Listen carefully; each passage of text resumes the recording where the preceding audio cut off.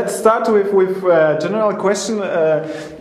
Why is it worth or not implementing PB according to your experience in a local community? What are the advantages? Okay.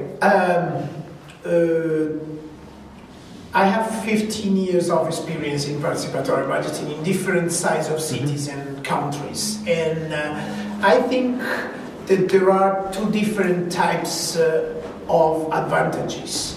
The first group is immediate advantages you can get in a short-term time. And these are linked mainly to the possibility of redistributing better the budget on the territory, the possibility to answer better to the needs of the population, the possibility to do good new partnership based on trust, because partnership needs trust between partners.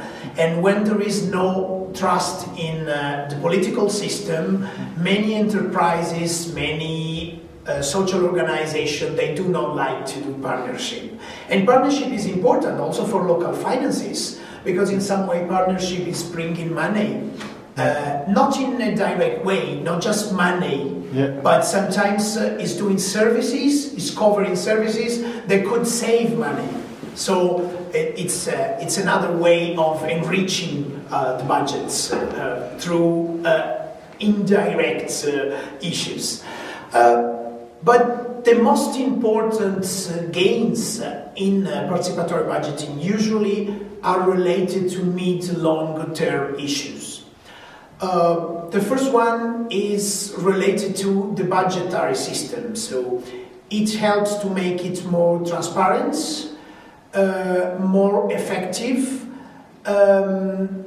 It obliges administration to reorganize the services beyond the traditional bureaucracy. So, for example, for objects, what we call a budget per objective, so budget per services. We reorganize the budget and also under a technical point of view. On the technicians, it's very positive because in many cases they are very frustrated to do a very bureaucratic job. They put stamps on papers, while dialogue with people obliges them to put under discussion all the technical knowledge also, and to adapt it and to update it. So it's interesting. I heard a lot of technicians that, if correctly involved in the process, they changed their life in really in a more enthusiastic way of working. Another long-term middle long-term results could be the growing up of a more exigent and conscious citizenship. Especially participatory budgeting done with schools and with children are very important to create a new electorate that is aware, that has the capacity to control, to criticize, but based on facts, not to criticize as we do in the bar, that we criticize everything because we are all football coaches, and so we criticize the way in which the coach of our team is managing the team. So it's not that, it's the capacity to get more deep information also, to read better the newspapers. When you get used to discuss a budget, when you read the newspaper, you change your mind. You're not reading only the titles, you are entering the articles, you are understanding the new law that has been done, its effects. So I think you can have very concrete issues on administration, on redistribution of money, but the most important thing of a participatory budgeting is a middle-long-term thing. It's created a new culture, both for the politicians and the citizens. And you specialize actually in networks. And what's your opinion about the importance of networks in organizing participatory budgeting? First of all, I started my networking for a personal reason, because I like to dialogue, I like to contaminate things, I like to do cross-pollination, like a bee, going from flower to flower. like to speak languages to try to adapt to other minds, to other cultures. So what was a personal reason? My character is like this. So networks were really adapt to my character. But at the same time, I realize how important networks are for reducing fears that politicians have to change, that people have to engage in daily policies. I heard once a student of 18 years old in a World Social Forum in Porto Alegre saying this place was wonderful. And I said, why? Explain me to me. He was from Paris, from a small municipality in Paris. Because I was finding that this Congress was always the same thing after 5 years. And then I realized that I was talking as an expert. An expert rarely finds something new in the things he sees. But a new person, a newcomer like this guy was, has a lot to gain from a network. He told me, we were giving up our battleship in Paris, but we discovered that many other people has the same problem in Latin America, or they had in the past and they have been able to overcome the problem. So we can suck their experience and try to find the energy to continue to fight. So that phrase was very helpful for me. Understanding that it doesn't matter how the network is repetitive, because there is always new people joining the network, and these new people will learn something anyway, even if we, the experts, are very exigent and we say, where is the new? You are always repeating the same things. But it's not true, so we have to be patient, because the importance of networking is to make people convinced that they are not alone. Mm-hmm. They are not the only one that have the problem. One problem I find in mayors is always that mayors say, oh no, this is not possible in my city is unique. Every city is unique, but in 15 years of work, I know that there are families of cities and families of problems that are the same everywhere in the world. They just combine in a different way. So you have to find a new combination of solutions, because you have a different combination of problems. But the problems are always the same everywhere. After 15 years, it's very rare for me to hear something new. I really have an answer quite every time for the problems, because I have seen them in some way in some parts of the world. And could you maybe mention a few problems that one should be aware of in this, let's say, first phase when PB just starts, or before it starts, when we think about this? I think the main problem is a framework problem. That we think that people mistrust politicians, but it's always true the opposite. Politicians, they don't trust the people. So they think the people is egoistic, they only ask things that they need as personally. But you have to ask which is the problem behind. I think the problem is that the question was posed in a wrong way. Sometimes these politicians tell me, I opened an email line or a day I was receiving the citizens, and they come and each one of them tell me his own problem and want a solution for his or her own problem. And I have to deal with the city, with groups of people very different. And I answer with a question. Did you try to put the people together in order to see if when they talk to each other, they ask finally a collective question, not an individual one? Because if you create individual channels for speaking, people will tell you individual things. So the good of PB is that is a process that involves individuals, not organization, but individuals starting from their own needs, but it put them together in a public space, and it obliges them to listen one to the other, and it asks them collective problems and collective solutions.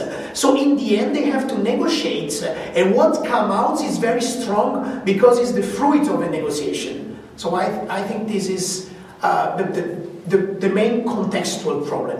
Then there are very practical problems. For example, We have a wrong idea of democracy, participatory democracy. Is a sort of a French republicanism. We say, we open a democratic space that is open for everybody, so you can come, so that's democracy. Unfortunately, reality is much more complex because we have an unequal society. In an unequal society, everybody is not equal to the other. So, what does it mean? That you have to create transitional spaces for empowering people in order that they are all equal for participating. Because it's obvious that if you do a free meeting, the people who will speak is the people who is already used to speak. And so you haven't created nothing new in the end. That's not new. People who who use it to speak will speak. That's all. That's similar to the past. So the problem is how to guarantee access, equal access to everybody. For example, in Europe, the majority of participants are elderly people. That's very good because maybe they are retired and they feel still useful for society. But the type of issues that they will raise are mainly issues linked to elderly people. Maybe someone of them, it's a grandfather or a grandmother, and also will raise issue for children. But the majority, so young family will not find a solution to their problem. But the young families has no time to participate. And where do they leave the children to participate? So, for example, it's very important to guarantee equal access, creating babysitting spaces for the young families so that children can stay there during the meeting. Or internet connection for the commuters that works in another city and come back in the night. They don't have time to participate, so maybe they can participate through their Twitter or their social network, and they will be happy to follow on their mobile phone the meeting and participate, sending an email with a suggestion. So, I mean, you have to create a big like a wide range of different measures in order to make people more equal. In UK, they understood this, but this is the way the UK deals with immigration, for example.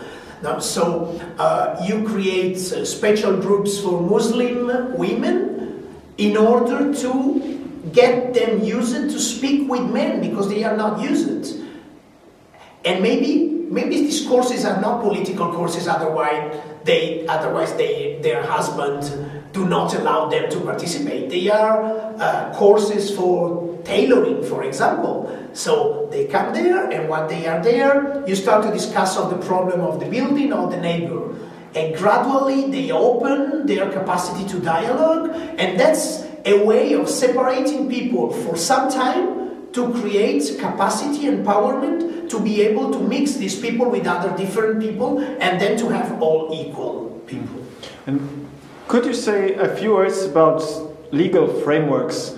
Because in different European countries there are some legal frameworks for PB or for consultations or for referenda, and you have this perspective from different countries.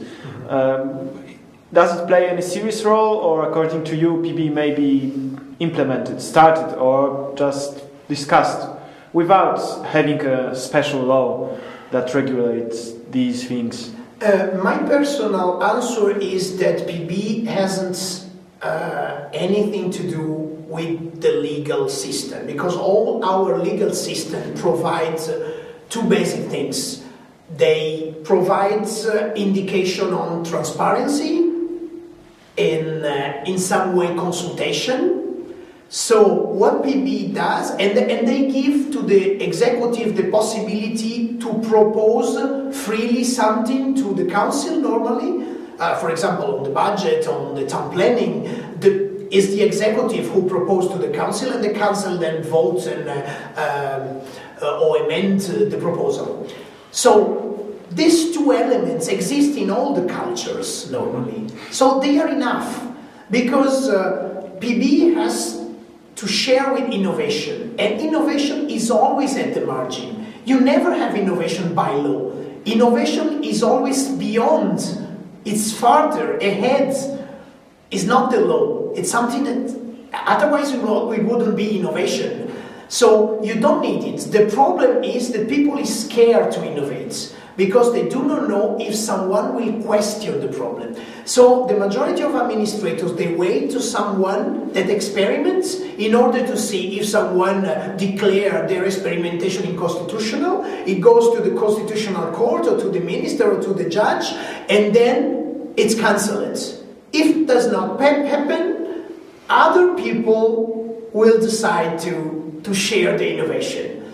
So we have to really trust in innovators, because innovators start always borderline, at the margin of the law. That does not mean against the law, but the law cannot provide everything. So these people create new things in an empty space where the law does not detail innovation.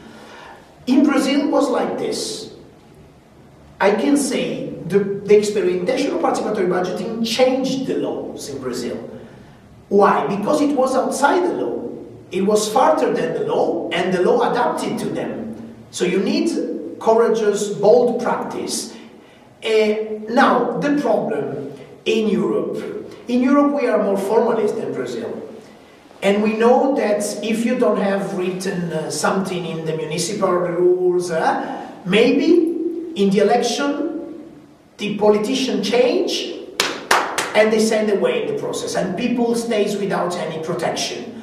So I think that in Europe it's important to be able to write something sweet, but clear, for example in the municipal statutes, but not all the countries are able to approve their own statutes. For example, in Germany is the Länder, the Länder the responsible of writing in Italy, the municipality writes its own rules and can put participation inside. In Spain, again, is not a municipal country that does this. So they have a law in general since '85 on participation, allowing different forms.